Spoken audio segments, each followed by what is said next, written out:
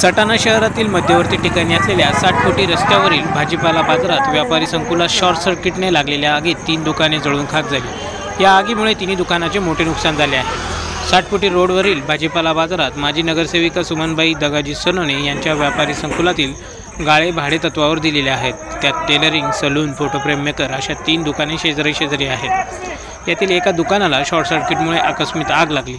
आगीने पेट घेतल्यामुळे दुकान चालक बाहेर आला व आगीच्या झळा इतर 2 दुकानांनाही बसल्या।